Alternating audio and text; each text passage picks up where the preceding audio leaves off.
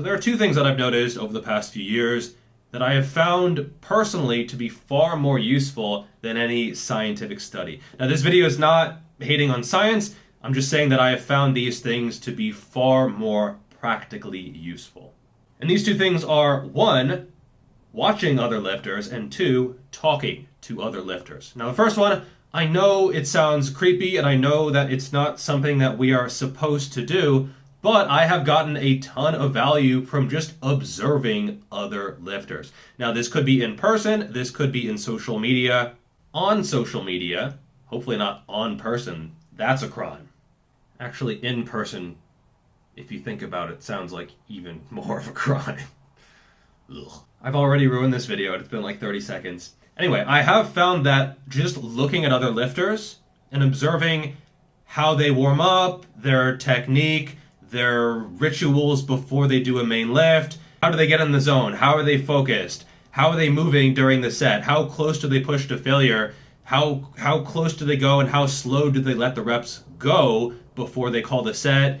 You know, are they using spotters? Do they use safety supports? There's a whole bunch that you can gain from just observing someone lift. And sometimes you'll notice stuff that you would never even think about doing. For example, Jason Gallant, he does a lot of partial range of motion stuff, and he's been doing that for years and years.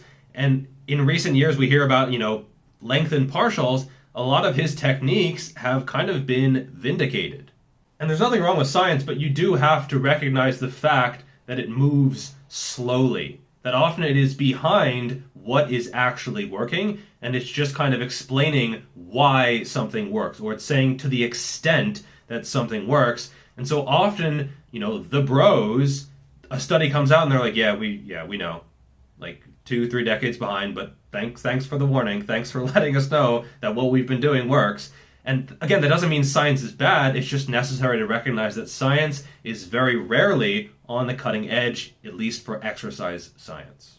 And it's gotten to the point where it's almost a meme, right? Like, oh, just go to the big guy and ask them how to get big. Well, at the very least, they're big. And I do think that steroids kind of skews this a little bit, but if someone is a big natural lifter, 99 times out of 100, they know a whole bunch of shit. You might just say, oh, it's genetics.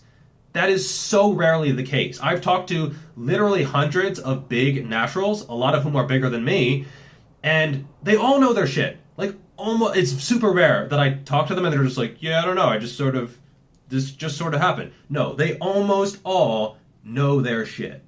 The most valuable resource in your gym is probably the old jacked dude in the corner. Because what do you know about him? He's old, he's jacked, he's still there in the gym lifting, and those are probably things that you aspire to be.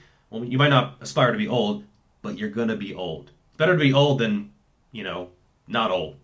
But he probably knows a whole bunch of stuff about training around injury or training longevity or how to maintain your gains, which is a problem that eventually you will probably encounter. It might not be on your mind now, but eventually that's something you're going to have to think about. He's probably forgotten more about training than you've ever learned.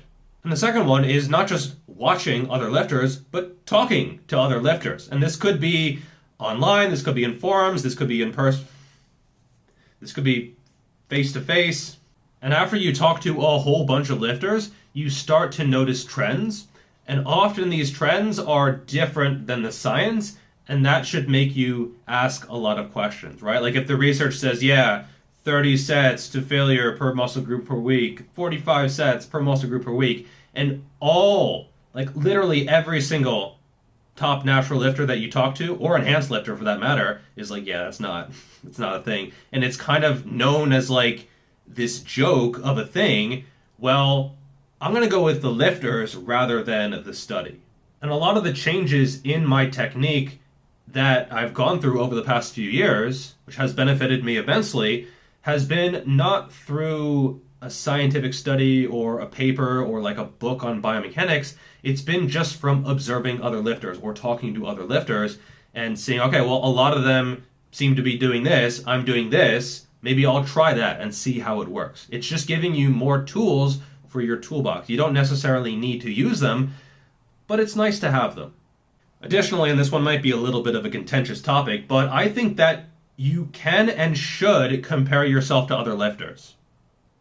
If I see someone at my gym bench pressing 3 plates for reps, I could say, well, I got these long monkey arms, which, the torque and the chest, and my insertions in the chest are not that good, and I've been focusing on other muscle groups, and my leverages and the imbalances that I have in my shoulders, and I don't have a spotter, and there's no safety arms in the bench, and I prefer to do dumbbells and Larson press.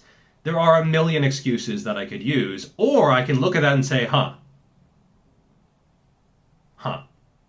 why the fuck can't I do that? And actually, AJ Morris had a recent post about this on his Instagram, and I completely agree. Comparing yourself to others is extremely valuable, and that's how sport is pushed forward. You stand on the shoulders of giants. Me seeing him train makes me realize that actually he trains harder than me. I'm known for training hard, but he trains harder than me. He takes reps where I'm like, yep, I probably would have racked it. And I've gotten the same comments from other people saying that I inspired them to train harder, and guys like him inspire me to train harder. So there is always going to be someone who is better than you or bigger than you, and you can use that as an excuse, or you can use that to improve. And the longer you observe this space, the more trends you will see, and you see the same exercises again and again and again, and you see the same training styles and training formats and roughly the same amount of volume again and again and again. And there are some deviations, there are some outliers, but not that many. For example, the basic barbell row has kind of fallen out of favor. Bad stimulus to fatigue ratio. You're fatiguing the rectors. Posterior chain, etc. And logically that makes sense, but you see it in the training programs of the best lifters again and again and again. And if you see something super, super commonly, is that a coincidence? Is it just like culture? Are they influencing each other and they're all just brainwashed and they would be better if they did something else? Or is there actually something to it? That's the way. Woo! Same thing with Romanian deadlifts or stiff-legged deadlifts. You see them again and again and again in basically all the top lifters programs. It's super hard to find someone with a decent posterior chain and or erector and back development who doesn't have those kind of hip hinges. And I think a back extension is good, but it doesn't quite replace it. And that has been my experience over the past year when I haven't been able to do Romanian deadlifts. My back suffered. It wasn't as good of a movement as the RDL. And so how many times have you heard, social media is toxic, don't compare yourself to others, focus on yourself, honey, the journey, it's only your journey, we're all unique and individual butterflies, like genetics, I don't see anything wrong with that if you have modest goals. But if your goals are high, it's probably going to be limiting. And of course, it's much more comforting to say, genetics, steroids, I work a 9-to-5 job, or I have blah, blah, blah condition or whatever. Yes, that is the easy way out. That is the best way to cope with that kind of situation. Or you could realize that often the fact that someone is in front of you is because they've just been doing more things right over a longer period of time. Anyway, just something to think about. For more training information, you could check out my books. I will link them in a pinned comment below. They will help you a lot on your fitness journey. They don't put in the work for you, but they give you the tools to get the most out of the work that you do put in. Thank you so much for watching, and I will see you in the next video. Peace.